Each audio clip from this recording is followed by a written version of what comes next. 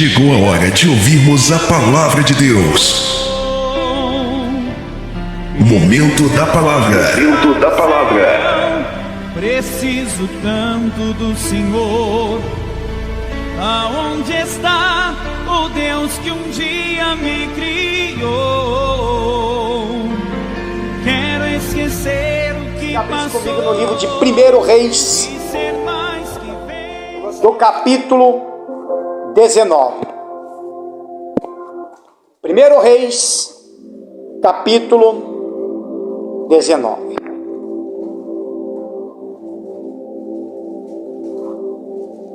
Obrigado.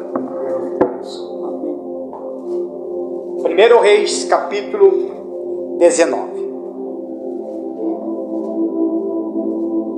A gente vai falar acerca de um profeta.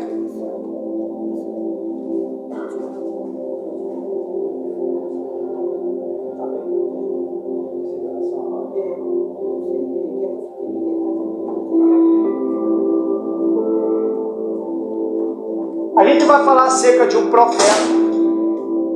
E esse profeta, ele foi um homem muito usado por Deus.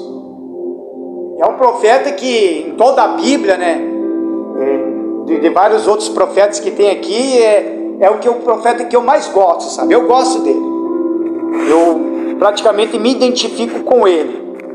Inclusive até no que a mensagem vai abordar aqui, que também até me identificou. E se me identificou, pode também identificar você, irmãos. Amém?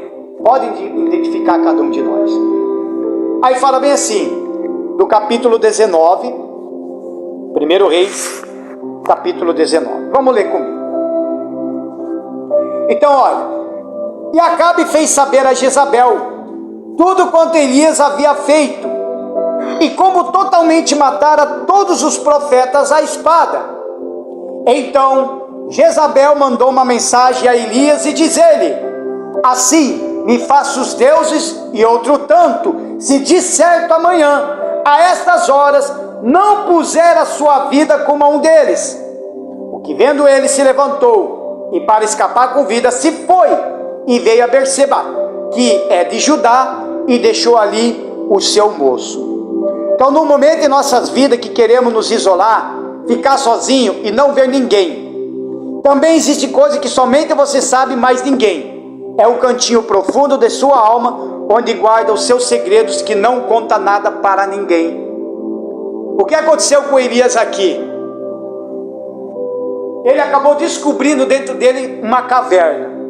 E essa caverna se chama a caverna da alma humana.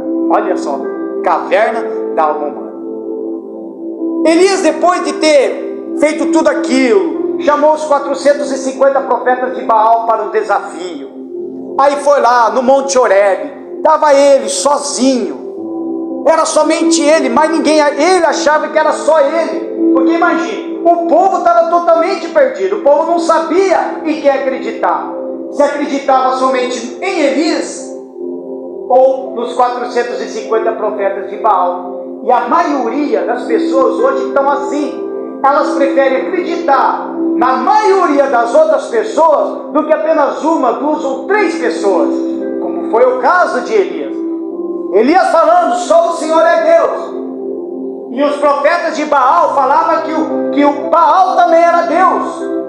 Então isso confunde a cabeça, porque Baal também era conhecido como Deus. Aí fala Deus Baal, aí tinha Elias que falava o Senhor. Estou entendendo? Então isso confunde a mente das pessoas, até nos dias de hoje, confunde as mentes das pessoas, principalmente em partes religiosas, confunde, acha que tudo é Deus e tudo é atribuído a Deus. Para se entender, Deus, ele é o centro de tudo, é o centro de tudo. Por isso que tem o Senhor Jesus para diferenciar tudo. Por isso que na Bíblia fala de muitos nomes de Deus. E o que aconteceu?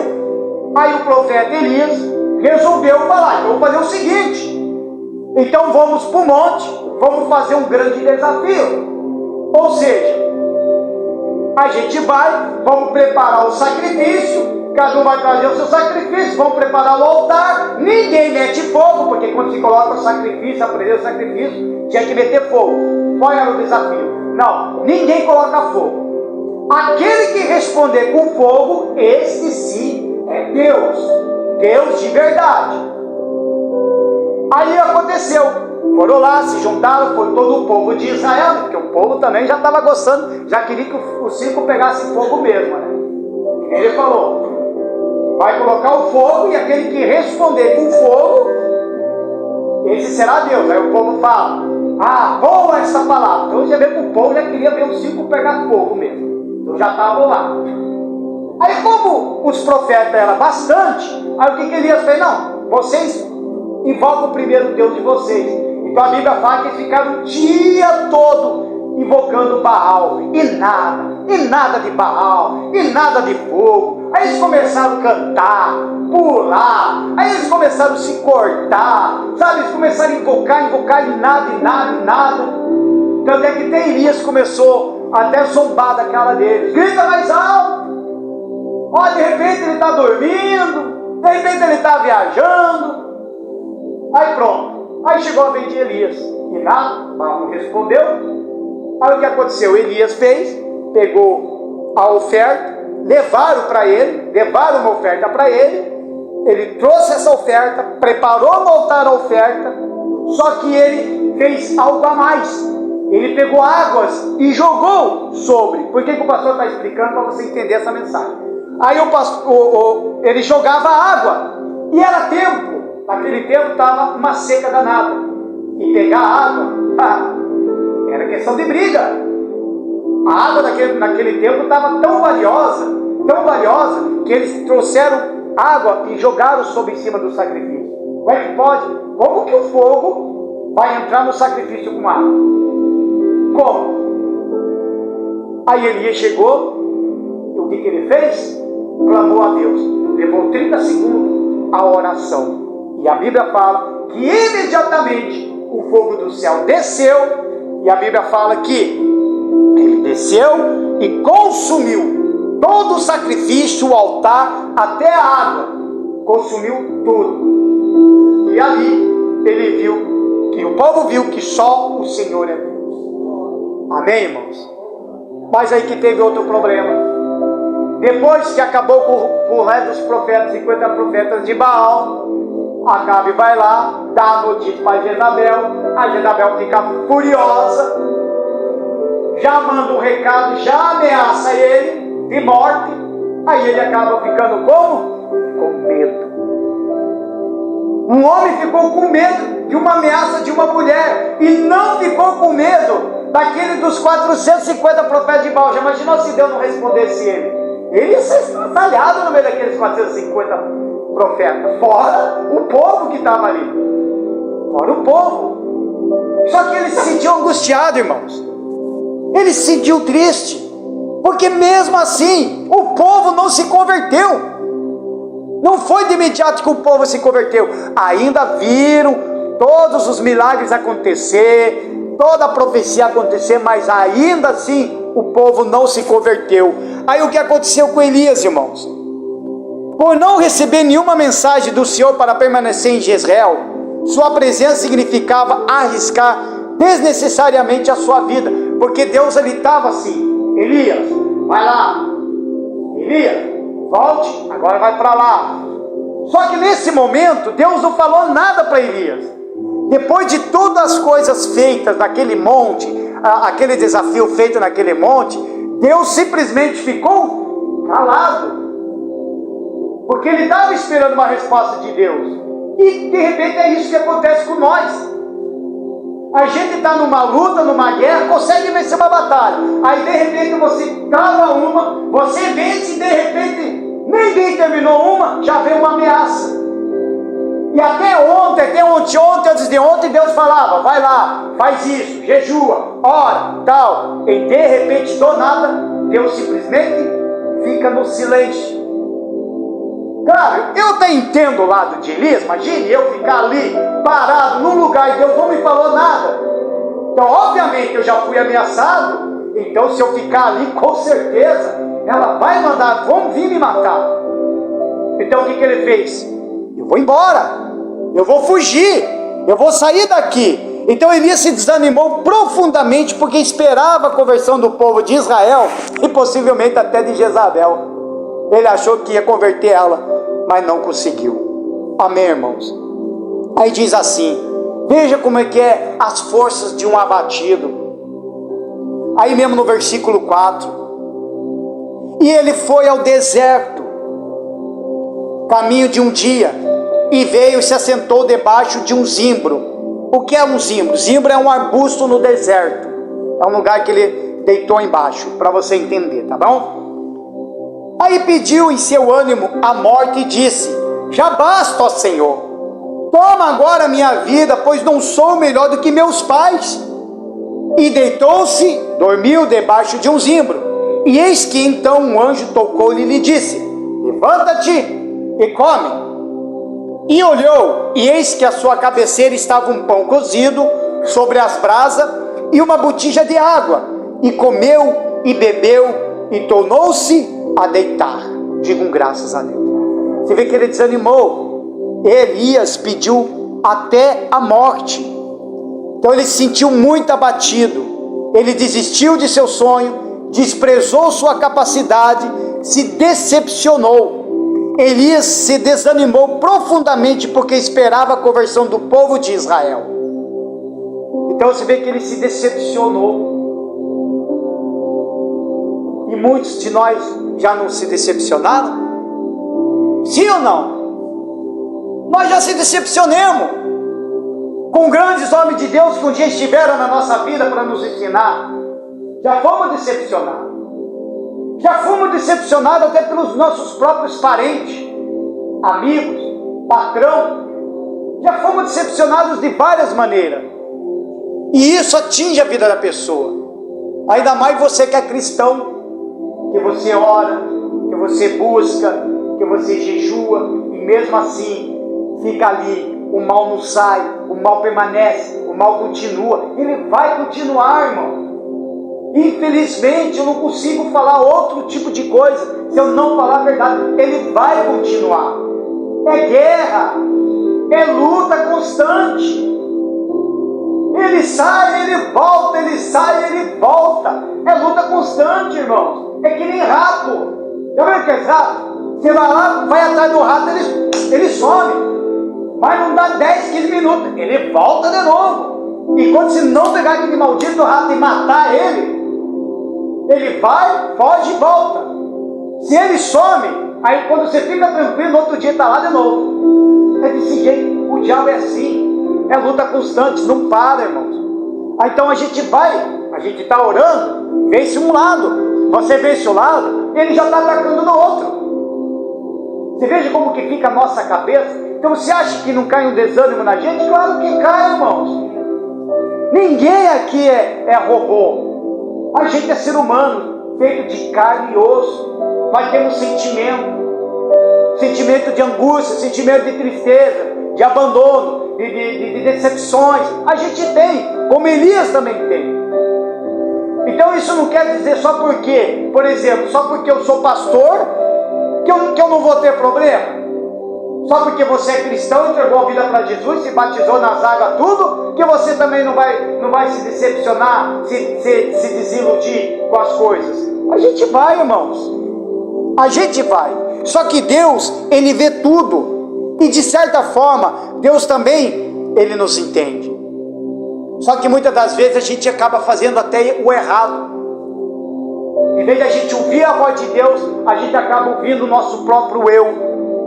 Eu acho que vai ser assim, tem que ser assim, tem que ser desta forma. Esse que é um grande erro nosso, é um grande erro de todos nós. O pastor não fala grande erro da igreja, não, o pastor fala de todos nós, incluindo a mim. Nós cometemos erros, e pode ter ver, irmão, quando a gente cometa erro, de repente o Espírito Santo mostra, aí você pensa, puxa vida, se eu fizesse dessa forma, não teria acontecido. Mas o que é o problema? A gente fez errado. E muitas vezes a gente faz errado. A gente se decepciona, acaba falando até coisas que não deve. A gente se decepciona, acaba até machucando as pessoas que a gente não deve. a gente se decepciona e às vezes a gente mesmo se olha no espelho e perde toda a capacidade. E às vezes acontece isso. Sim ou não? Sim ou não, irmão? Acontece. Não vem dizer, pastor, comigo não acontece. Então eu vou dizer que você é o novo filme então que nós vamos lançar. O Robocop. Porque ninguém é robô, irmãos. Ninguém. Mesmo, por que eu falo dessa forma? Olha a situação de Elias. Um homem, profeta de Deus. Se você for ver a história, antes do Monte Horebe, ele fez um monte de coisa. Poderia dizer, nossa, esse cara é um super-herói. Aí de repente ficou com medo, se escondeu, correu. Vamos comigo ali, aí mesmo no versículo 7. Olha só. E o anjo do Senhor tomou a segunda vez e tocou, e disse, levanta-te, come, porque muito comprido te será o caminho. Versículo 8. Levantou-se, pois, e comeu e bebeu, e com a força daquela comida, caminhou 40 dias e 40 noites até o Horebe, o monte de Deus. Irmãos, olha só. Você prestou atenção? Ele comeu, bebeu água e comeu o quê? Quem lembra? Vocês não estão lendo a Bíblia? O que ele comeu? Comeu pão e bebeu água. Com esse pão e com essa água, ele caminhou mais tempo ainda. Sabe qual é o significado da água e do pão? Para nós agora, que nós precisamos ter para superar essa dificuldade, a água, o Espírito Santo, o pão, o Senhor Jesus, que Ele é o pão da vida. Você veja que esses dois elementos que o anjo levou para ele, fez ele caminhar quantos dias? Quantos dias, irmãos? Cozido sobre a botija de água, e comeu, e bebeu e tomou deitar-se, certo? Foi naquela comida, caminhou 40 dias. Ainda caminhou 40 dias só com aquela comida, o pão e com a água. Olha a necessidade de você buscar o Espírito Santo, irmãos. Olha a necessidade de você ter o Senhor Jesus como único Salvador da sua vida, irmãos. É o que te sustenta, é o que te alimenta, é o que te faz vencer, é o que te faz ir para frente, é o que não te faz desistir. Porque por mais no momento que você desista, como aconteceu com Elias, por mais no momento que você se cansa, mas quando você dobra os seus joelhos e fala com o Espírito Santo, imediatamente a água vem e mata a sede. O Espírito Santo, ele é consolador e ele levanta. E quando você se levanta, aí você consegue enxergar, olha para a cruz, uma cruz vazia, aí você vem e lembra de Jesus, o pão da vida. Aí você tem mais força para lutar. Aí pronto, aí o diabo já fica mais de novo. Porque assim como ele vai e volta, ele vai olhar para o cristão e falar, de novo?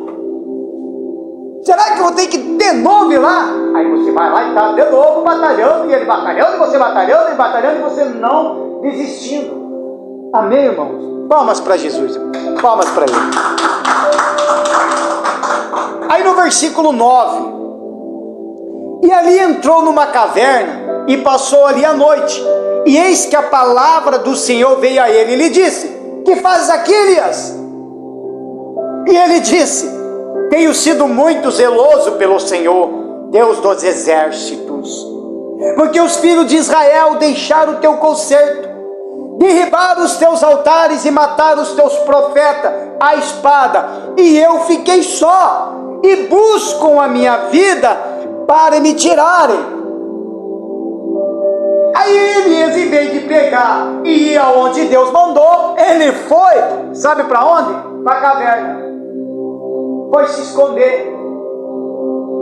E muitas das vezes Deus está falando para você, lute, não desista, faça corrente, vem mais na igreja, jejua, ora mais, dobra-se o joelho, chora.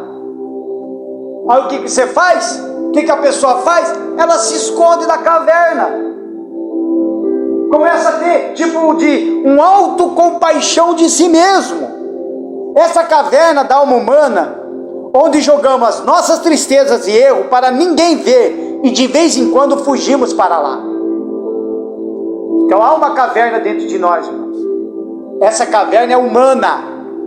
Expressão se esconder na caverna é de derrota, fracasso, desistência, solidão, depressão, sozinho, amedrontado. Quando a gente fica com medo, sozinho, amedrontado, fica depressivo, você se esconde na caverna. Você não quer ver a cara de ninguém. Você não quer saber de ninguém. Você simplesmente quer ficar sozinho. Aí você pede a morte. Oh, Deus, me mata. Eu não aguento mais. Porque você fica medroso, amedrontado.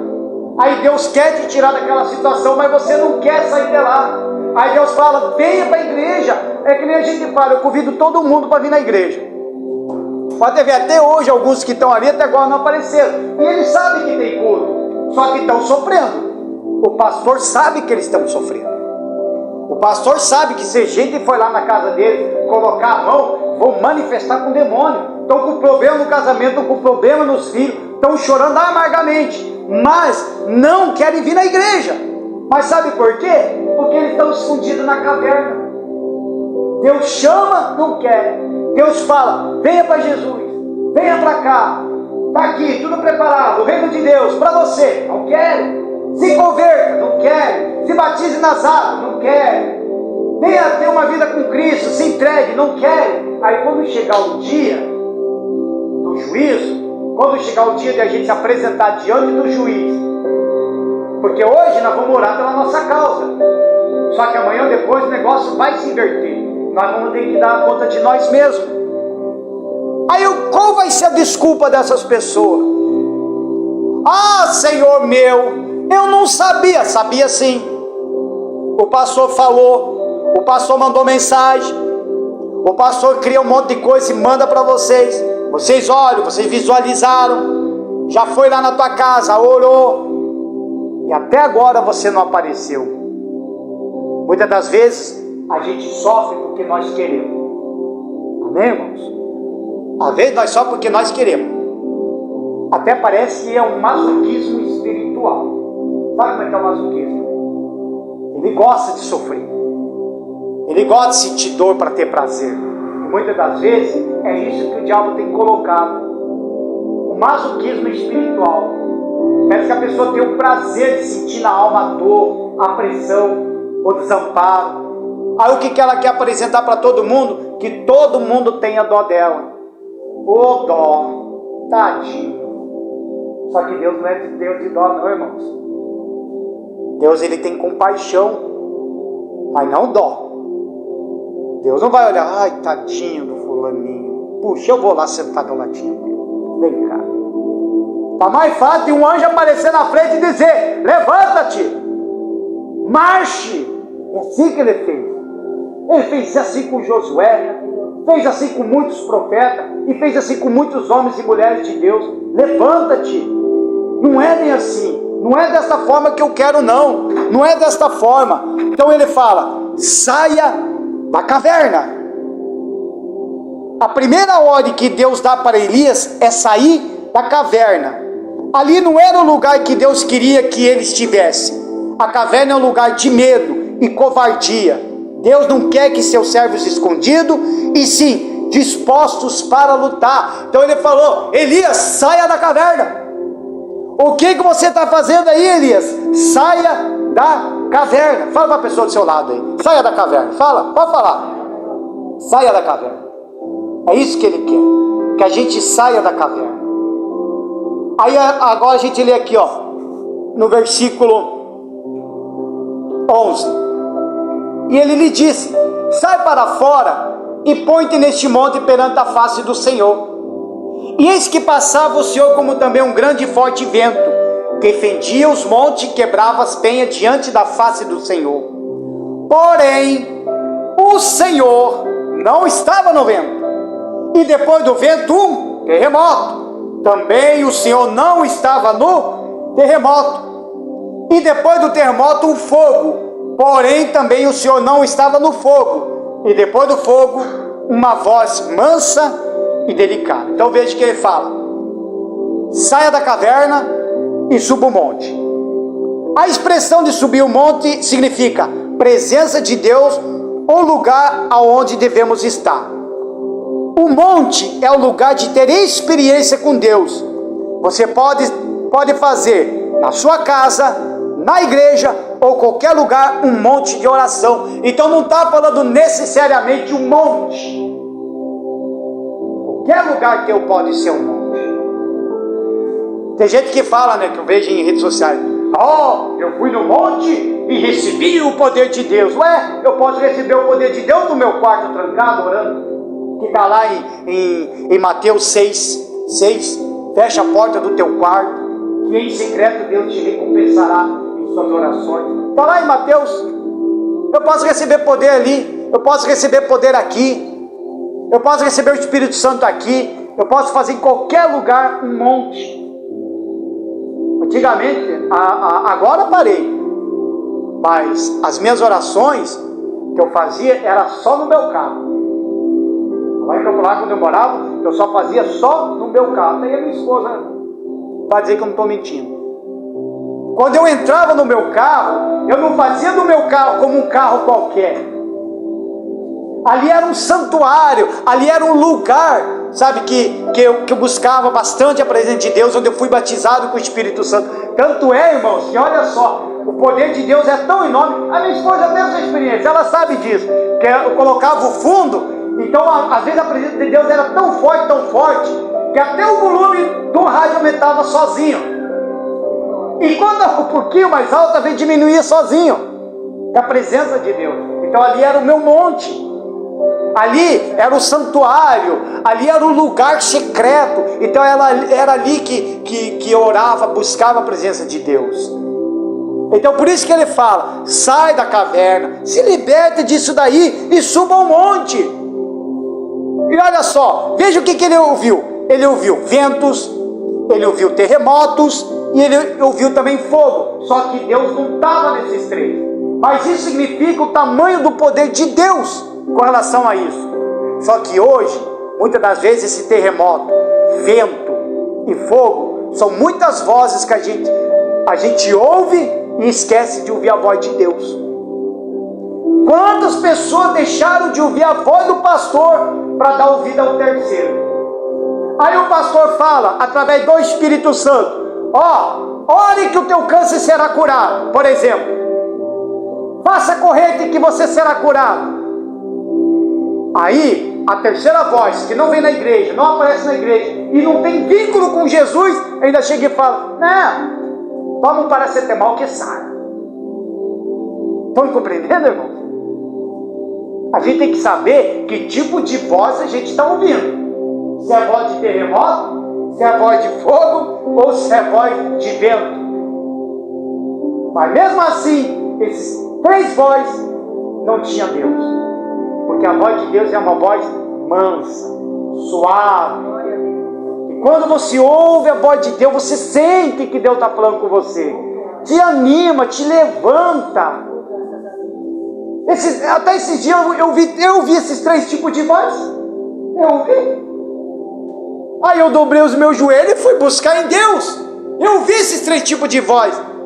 Aí era uma voz que estava querendo me desanimar, era uma voz que estava tirando toda a minha capacidade, todo o meu chamado, era uma voz que eu estava querendo colocar até dúvida: mas será que eu sou pastor mesmo? Será que Deus me ungiu? Aí de repente, só chega o Espírito Santo e chega assim e fala, com uma voz mansa: filtra, faça o que eu te mandei, continua o que eu te mandei. Palmas para Jesus, irmãos. Oh, glória!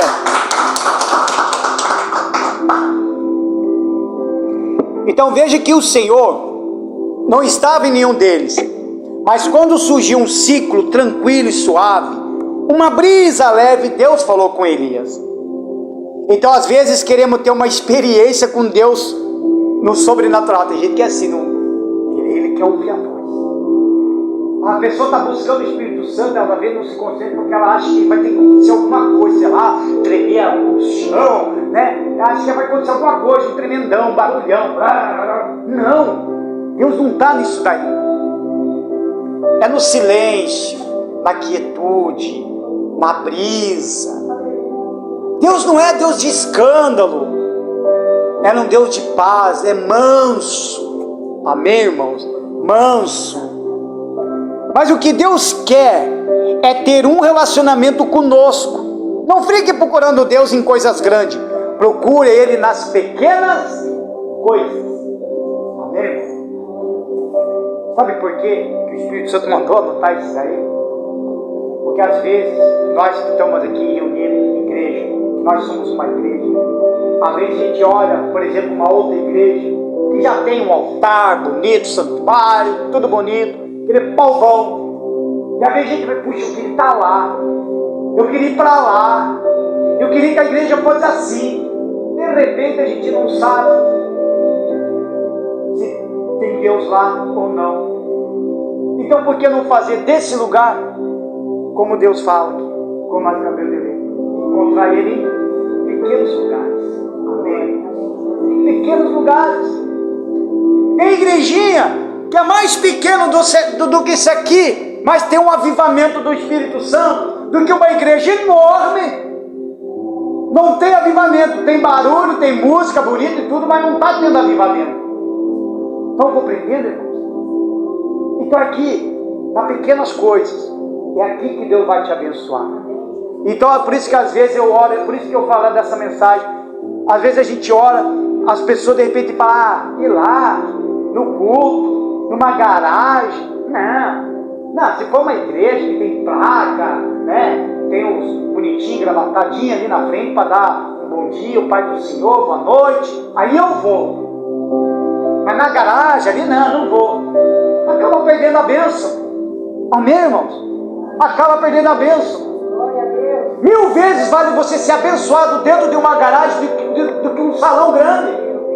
Para amanhã ou depois você subir aqui no altar, aqui não, lá na frente, futuramente, subir no altar e dizer: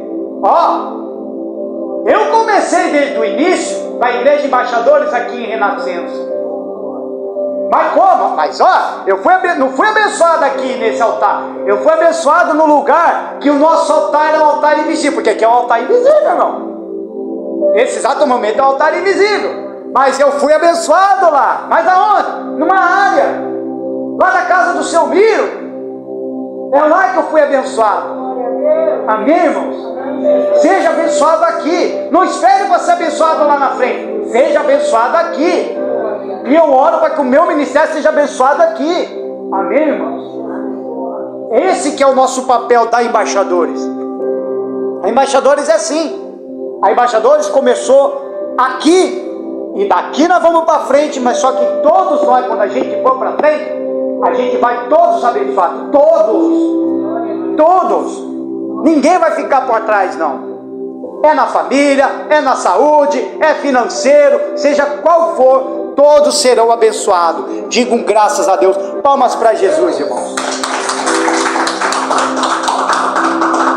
Quase encerrando. Aí no versículo 13.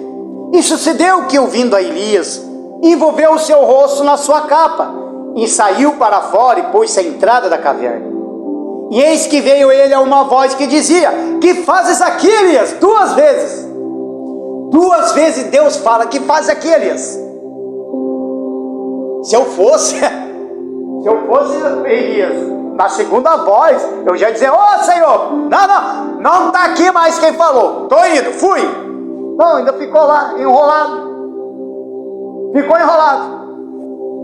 Aí Deus: de novo, Elias, o que se faz aqui, Elias? Segunda vez. Aí versículo 14.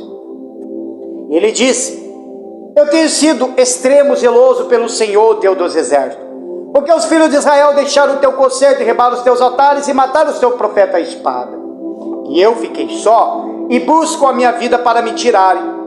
E o Senhor disse: vai, volta pelo teu caminho para o deserto de Damasco, vem e unja Azael, rei sobre a Síria. Também a Jeú, filho de Nize, ungirá rei de Israel, e também Eliseu, filho de Safate, Abel, Meolá, ungirá profeta em teu lugar. E há de ser que o que escapar da espada de Hazael, matá-lo-á Jeú, e o que escapar da espada de Jeú, matá-lo-á Eliseu. Sabe o que é interessante isso aqui? Que Deus falou assim para Elias: vá, volta, olha só, eu achei muito interessante isso aqui. Volta pelo teu caminho para o deserto de Damasco. Ou seja, por que Deus mandou ele voltar? Imagine caminhar de novo, tudo de novo, até chegar em Damasco. Ele tinha que caminhar de lá, se não me falha a memória, pela teologia, andava 300 quilômetros, porque estava ali na parte do Egito. Então ele tinha que ir pela Síria, que dava ali mais ou menos 300 ou 400 quilômetros, imagine, caminhando, para chegar até na Síria, para atravessar tudo aquilo ali para parar em Damasco. A pé. Você acha que Deus chegou e pegou ele pelo colarinho, no braço e levou, ou botou uma carruagem de fogo? Elias, sobe aqui. Ô Elias, dá lá um cavalão para você, um cavalo alado. Monta-te nesse cavalo e vai. Não, Deus falou: não, já que você fez a burrada de vir para um lugar que eu não te mandei, pois agora você vai voltar tudo de novo, e você vai fazer o que eu te mandei. Digam graças a Deus. E às vezes Deus está te mandando a você voltar tudo de novo, e se reconciliar com Ele. Digam graças a Deus. Palmas para Jesus, irmão. Se coloquem de pé. Se coloquem de pé. Ó, no versículo 18 fala assim: também eu fiz ficar em Israel 7.000, todos os joelhos que não se dobraram a Baal e toda a boca que não o beijou. Ou seja, Elias pensava que estava sozinho, mas nunca esteve só. Quando enfrentar crises, não fique na caverna. Saia, suba o monte de Deus. Seja um profeta e ajude o Senhor a levantar os mais escolhidos. Você não ficará sozinho, porque Jesus mesmo estará contigo. E às vezes você fica sozinho de bobeira. Às vezes está sofrendo, está choramingando para lá e para cá, não quer falar com ninguém. Aí tem um pastor esperando uma mensagem sua para oração, tem a pastora esperando uma mensagem sua, se quer desabafar com uma mulher. Então tudo nós aqui. E você acha que você está sozinho? Você acha que Deus te deixa sozinho? Porque você fica sozinho porque você quer, irmão. A gente fica sozinho porque a gente quer. É ou não é? Se eu quiser terminar o culto e resolver entrar no meu carro e dar uma desaparecida, se eu quiser fazer isso, eu faço. É uma opinião minha. Mas ficar sozinho não vai resolver problema. Você veja, um tem que ajudar o outro, um orar pelos outros. Você ora para o pastor ora por vocês. E a guerra não é somente tua, a guerra também é nossa. O pastor está aqui para isso. Por que a gente está fazendo a nossa guerra espiritual de sexta-feira? Porque eu sei que a guerra vai vir, e sei muito bem que os demônios vão se levantar, vai vir com tudo. Só que quando chegar até você, quem está dando a cara para bater na frente é o pastor. Porque vocês são ovelhas de Cristo. É meu papel de cuidar de cada um de vocês, de apacentar a lã de vocês, de cuidar, lavar, purificar, ensinar, dar o alimento certo. E às vezes Deus também quer te usar, irmão. Ele quer que você fale de Jesus para o teu patrão, para o teu vizinho, para alguém que precisa, que necessita, que você sabe que precisa vir na igreja. Convida, traga na igreja.